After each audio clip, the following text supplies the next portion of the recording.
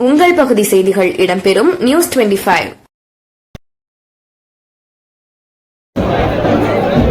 Cinema பாடலாசிரியர் கவிஞர் சினேகன் அவருடைய தந்தை சிவசங்கு அவருடைய படத்திறப்பு நிகழ்ச்சியில் நடிகர் கமலஹாசன் அவர்கள் பரபரப்பாக பேசிய காட்சிகளை இப்போது பார்க்க உள்ளோம். அதற்கு முன்னதாக அவருடைய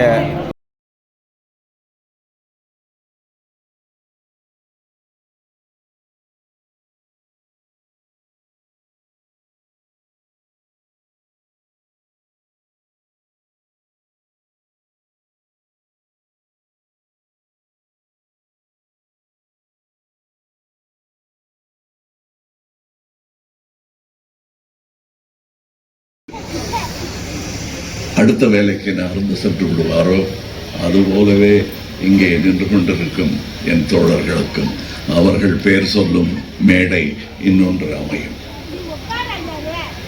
அமையவில்லை என்றால் அமைப்போம்.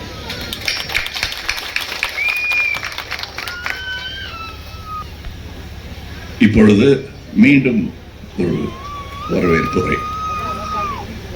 இது மக்கள் நீதி மையத்திலிருந்து வருவது. இது தனி மனிதனாக என்னிடமிருந்து வந்தது தான் முதலில் வந்த வரவேற்பு. கமல்ஹாசன் கொடுத்த வரவேற்பு. அது மக்கள் நீதி மையம் என்னும் கட்சியின் கொள்கை விளக்கம் நீங்க சரியா சொல்லலையே அப்படின்னு சொல்லிட்டு தான் இருக்கோம். உங்களுக்கு புரியுற மாதிரி சொல்லல, நற்றமிழில் சொல்லிவிட்டோம். ஆங்கிலத்தில் சொல்லியிருந்தால் வேற ஒருத்தன் அள்ளிட்டு போயிருப்பான். அதனால தமிழ்ல சொல்லிட்டு இருந்தோம். எங்க போய் சேரணுமோ எங்க கொள்கை விளக்கம் எல்லாம் அது செயல் வடிவமாக மாறி இருக்கிறது. அது எங்கள் கட்சி சார்ந்தவர்களுக்கு தெரியும். எங்கள் கொள்கை எல்லாம் நாங்கள் எலெக்ஷன்ல தோத்தாலும் செயல்பாட்டிற்கு வந்திருக்கிறது.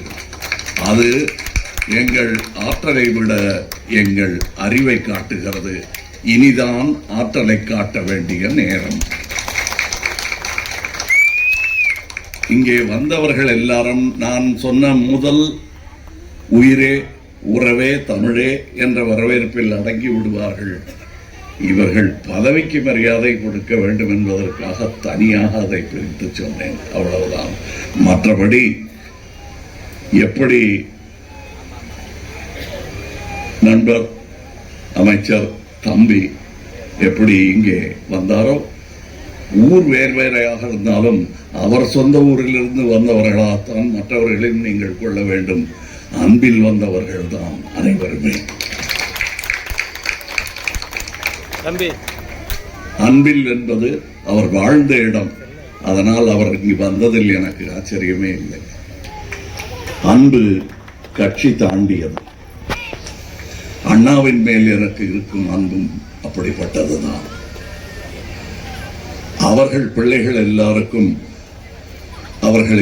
அவரிடம் கற்ற பிள்ளைகள் எல்லாருக்கும் அதை புரிந்து கொண்ட எல்லா பிள்ளைகளுக்கும் இதே குணாதிசயம் இருப்பதை நான் பார்த்திருக்கிறேன்.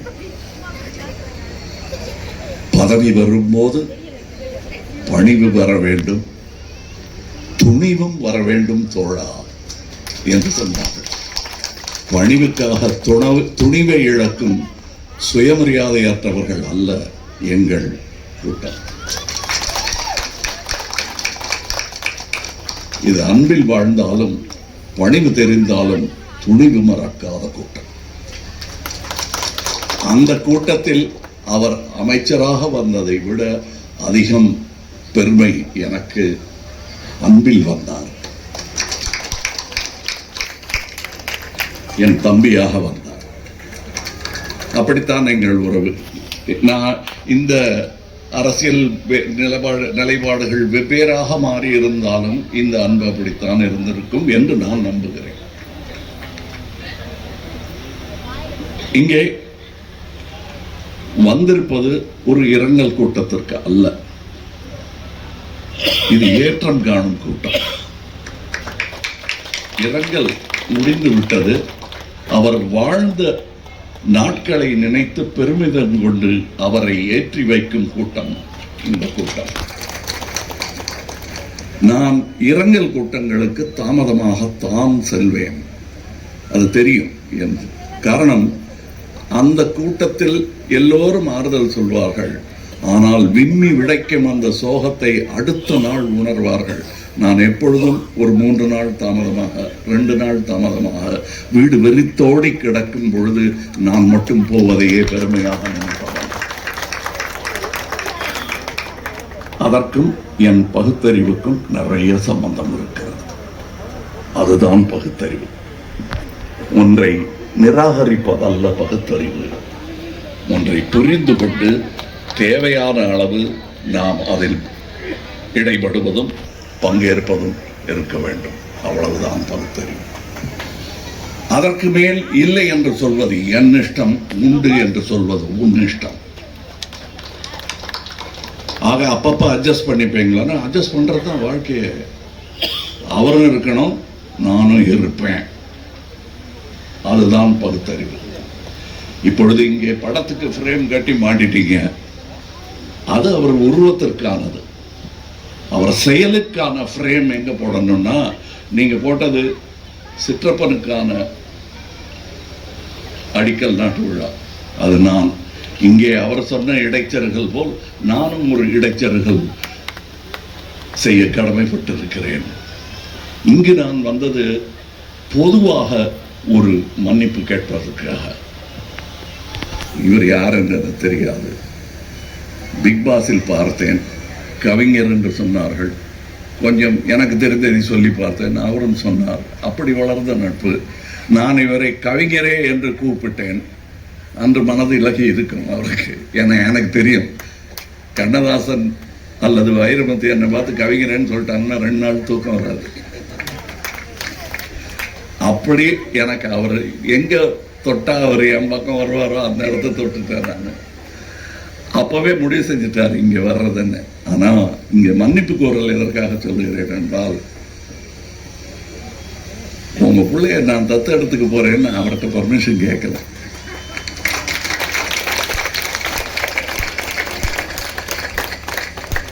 அதற்கான மன்னிப்பை அவரிடத்தில் மட்டும் கேட்டால் அது அவருக்கு சந்தோஷம், எனக்கு பெருமை அல்ல.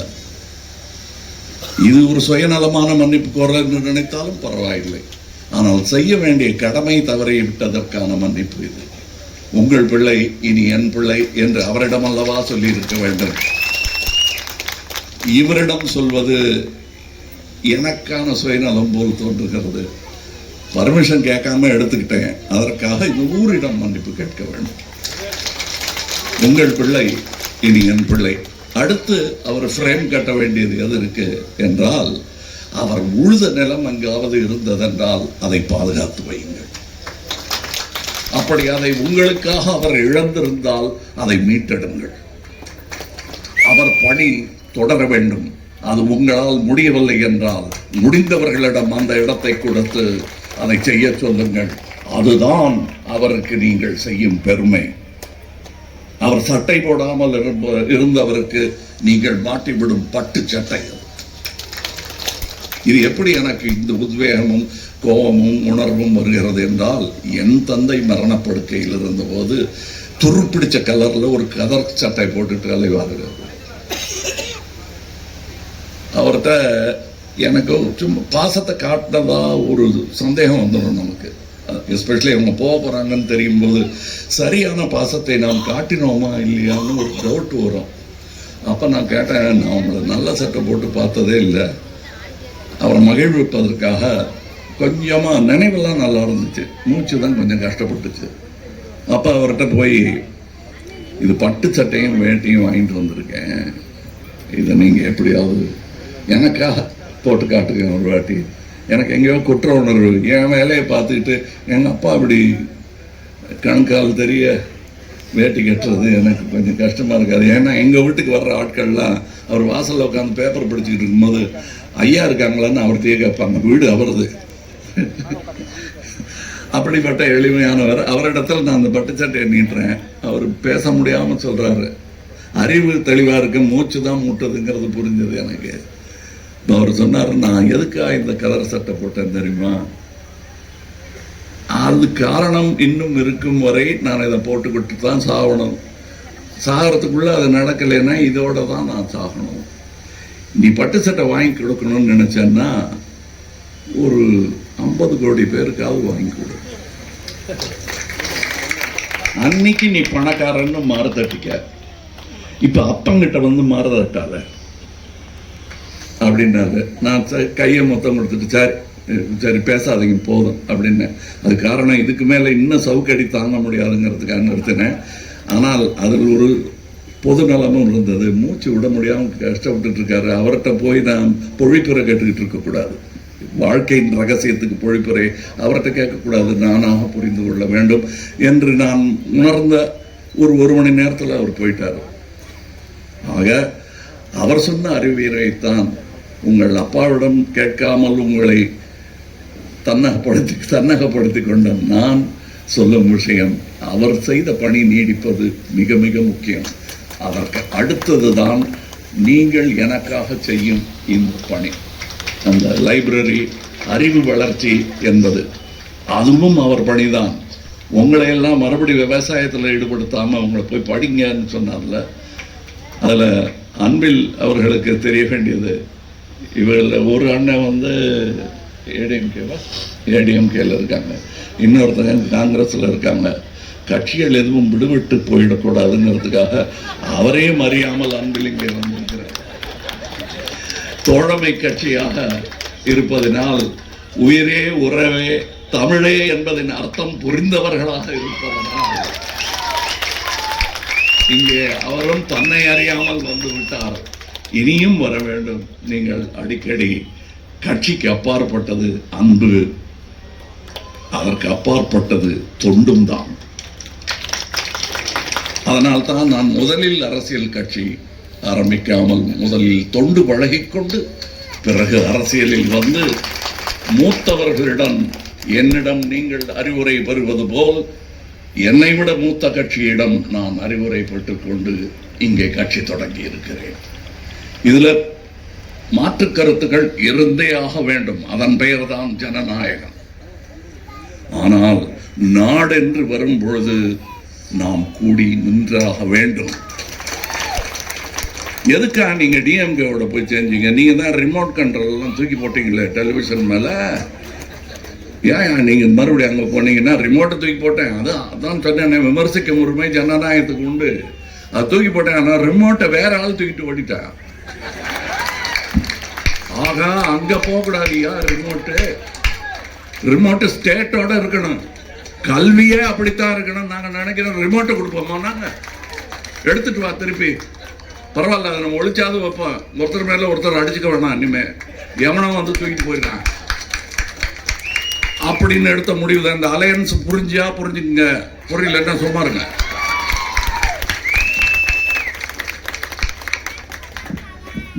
ஜனநாயகம் அப்படின்னு வந்துருச்சுன்னா இந்த தொல்லைகள்லாம் இருந்தே தீரும். புரிந்து கொள்க. அது வேண்டாம் நினைச்சா மாற்று அரசியல் என்பது பாசிசம், அது எங்களுக்கு வேண்டாம். இந்த அரசியல் செய்தி போதுமானது. மற்றவர்களுக்கு இங்கே நான் சொன்ன அன்பின் செய்தி போதவே போதாது. அது தொடர்ந்து நாங்கள் பேசிக் கொண்டிருப்போம். உங்களுக்கான செய்தி சொல்லி ஆகிவிட்டது. நன்றி, வணக்கம்.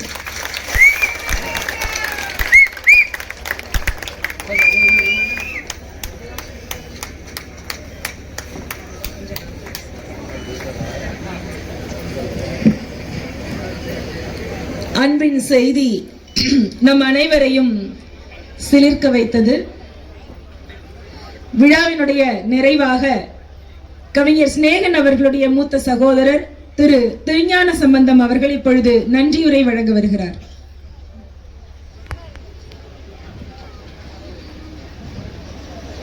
எங்களது தந்தை அவர்களுடைய திருவுருவப்படத்தை திறந்து வைப்பதற்காக உலக நாயகன் மக்கள் நீதி மையத்தினுடைய ஒப்பற்ற தலைவர், நாங்களெல்லாம் 50 ஆண்டு காலம் முன்னோக்கி இருந்த காலத்தில் ஈவே அவர்கள் திரையுலகில் கொடிகட்டி பறந்தபோது தேட்டரிலே கைதட்டி நாங்கள் பார்த்து கொண்டிருந்த நேரம் மாறி இன்று எங்களது இல்லத்திற்கே வந்து எங்களை பெருமை சேர்த்த மக்கள் நீதி மையத்தினுடைய தலைவர் அவர்களுக்கு எங்களுக்கு கோடான கோடி நன்றியை சொன்னாலும் அது மிகையாகாது. என்னுடைய குடும்பம் என்றுமே உங்களிடம் எனது சகோதரர் நீங்கள் அவரை தம்பியாக ஏற்றுக்கொண்ட அந்த நாளில் இருந்து நாங்கள் பெருமூச்சு விடுகிறோம். நல்ல தலைவர்களிடத்தில் தான் எனது சகோதரர் சேர்ந்திருக்கிறார் என்று நாங்கள் பெருமைப்பட்ட காலம் உண்டு. அதோடு வந்திருக்கின்ற மாண்புமிகு கல்வி அமைச்சர் அண்ணன் அவர்களையும் மாண்புமிகு மரியாதைக்குரிய திரை உலகில் எனது சகோதரருக்கு அங்கீகாரம் வழங்கி எந்த சூழ்நிலையும் எனது சகோதரர் சிநேகன் அவர்கள் தான் இந்த அனைத்து பாடல்களையும் எழுதுவார் என்று துணிச்சலோடு ஒரு படத்தை எடுத்து அவரை திரையுலகில் நிலைநாட்டிய மாண்பு டைரக்டர் அண்ணன் அமீரர் அவர்களுக்கும் மாண்புமிகு மக்கள் நீதி மையத்தினுடைய பொதுச் செயலாளர் அவர்களுக்கும் மக்கள் நீதி மையத்தினுடைய மாநில மாவட்ட பொறுப்பாளர் அவர்களுக்கும்